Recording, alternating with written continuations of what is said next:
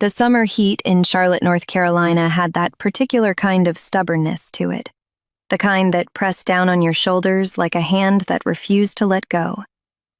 Savannah Merritt wiped the back of her neck with a dish towel and carried a bowl of her mother's potato salad through the sliding glass door onto the back patio, where her father, Jim Merritt, was already holding court. He stood at the grill like a general commanding troops, tongs in one hand, a sweating bottle of Sweetwater IPA in the other, wearing that faded University of Georgia apron Savannah had bought him 12 Christmases ago. Around him, 4 men in polo shirts laughed at something she hadn't caught. Golf stories, probably. They were always golf stories. "Savannah, put that on the table and grab some ice from the garage," her father said without turning around. She did. That was their rhythm. Had been for years.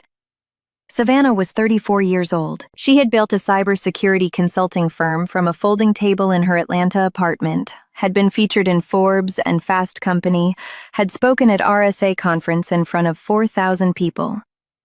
None of that had ever quite made it across the dinner table to Jim Merritt, who measured success in country club memberships and how far a man could drive a Titleist. She set the potato salad down next to the baked beans and straightened the plastic fork beside a paper plate. Her mother, Diane, caught her eye from across the patio and gave her that familiar apologetic smile, the one that said, "You know how he is, and I love you both," in the same tired breath. Before the guests arrived, her father had pulled her aside near the kitchen doorway. He'd said it casually, almost like a reminder not to leave the screen door open. "My golf buddies don't need to hear about whatever it is you do." Whatever it is you do. She had nodded, smiled, carried the potato salad outside. Savannah found a seat at the far end of the long folding table her mother had dressed up with a checkered tablecloth and mason jar centerpieces. She poured herself a lemonade, put her sunglasses on, and decided she would get through this afternoon the same way she got through most things involving her father, quietly, efficiently, and without expecting anything in return. The guests trickled in. Neighbors, church friends, a few men from Jim's Thursday morning golf league at Piper Glen. They shook hands, slapped backs, talked about handicaps and the new green superintendent who was supposedly ruining the back nine. One man arrived a little late. He was tall, maybe 60, with silver hair and the kind of easy, unhurried walk that came from a lifetime of knowing where you stood in any room. He wore a pale blue Oxford shirt with the sleeves rolled to the elbows and carried a bottle of Woodford Reserve as a host gift. Her father lit up when he saw him.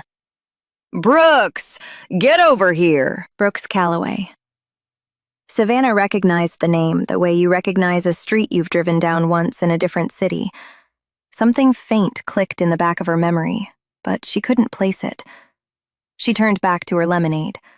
The afternoon moved the way those afternoons do, slow and warm, full of laughter she was adjacent to but not inside of. She watched a hummingbird fight with a lantana bush near the fence. She refilled her glass. She answered her mother's questions about whether she was eating enough and if she was seeing anyone. She was doing just fine being invisible. She was good at it by now. It was somewhere between the second round of burgers and the peach cobbler that Brooks Calloway picked up his plate and moved. There were plenty of open seats. The table was long enough, but he came directly to her end, not in the hovering, uncertain way of someone looking for a place to land, but with the quiet, deliberate purpose of a man who had spotted exactly where he wanted to be. He set his plate down beside hers, pulled out the chair, and sat. "You're Savannah," he said, not a question.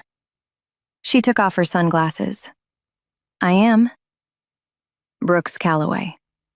He extended his hand and she shook it, firm, confident, the handshake of someone who had been in a lot of rooms that mattered.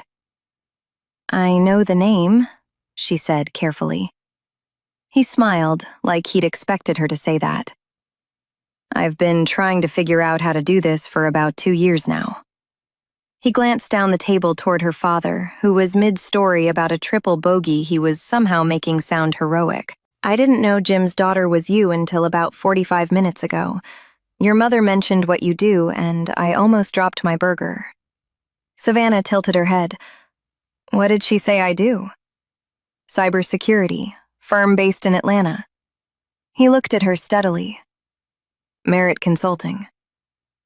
There it was, the click. Callaway Industries, she said. That's right. She remembered it clearly now. 3 years ago, a mid-sized manufacturing company based out of Greensboro had come to her firm in crisis mode, a ransomware attack that had encrypted 70% of their operational systems 4 days before a major government contract deadline. The kind of situation that ends companies. Their internal IT team had been completely overwhelmed. Someone had found her firm through a referral and called at 11 o'clock on a Tuesday night. Savannah had answered, because she always answered. She and her team had worked for 61 hours without meaningful sleep. Forensic analysis, containment, system recovery, documentation for the federal client. They'd made the deadline with 18 hours to spare. The company had kept its contract, kept its doors open. She had sent her invoice, received payment, and moved on to the next crisis. That was the work. You didn't always know what happened on the other side of it. That was your company, she said. That was my company. His voice had gone quieter. He glanced down at the table for a moment. 412 employees. I had already started drafting the letter. The one you write when you're about to tell people they don't have jobs anymore. He paused. Your team stopped that. Savannah didn't say anything. She'd learned a long time ago how to sit inside a moment without filling it up with words. I've thought many times about how to thank the people who saved what I built, Brooks continued. Sent a note to the firm, tried to find a personal contact. He shook his head slightly. And here you are, at Jim Merritt's backyard barbecue. He turned toward her father then, raised his voice just enough to carry clearly over the table. Jim! Her father looked over, mid-sentence. Do you realize your daughter is the reason I still have my company? I've been wanting to thank her family for 2 years. The table went quiet, the way tables do when something real interrupts the casual noise of an ordinary afternoon. Every face turned. Her father's expression moved through several different rooms. Confusion, recalibration, something that looked briefly like embarrassment, and then landed somewhere slower and harder to name. Savannah sat very still. Her lemonade was sweating a ring into the checkered tablecloth. She didn't look at her father. She looked at Brooks Callaway, who was looking at her with the uncomplicated gratitude of a man who had been waiting a long time to say something true. The cobbler came out. Conversations resumed. The hummingbird returned to the lantana. But something had shifted in the air, the way pressure shifts before a storm. Not dramatic, not loud, just fundamentally different from what it had been an hour before. Her father came to her end of the table when Brooks had moved on to talk with another guest. Jim Merritt pulled out the chair his friend had just vacated and sat down in it. He put his forearms on the table, held his beer bottle in both hands, and looked at the backyard for a long moment before he looked at her. I didn't know, he said finally. I know you didn't. I mean, I knew you did well. Your mother tells me. He cleared his throat. I just didn't understand what that meant. Savannah had prepared, at various points in her life, a version of this conversation. She had rehearsed versions that were sharp, and some that were careful, and some that dissolved before they reached her throat. Sitting here now, in the actual moment, what she felt was not the anger she'd expected. It was something more like tiredness and tenderness pressed against each other, the way you feel at the end of a very long project when it finally resolves. You asked me to be quiet today, she said.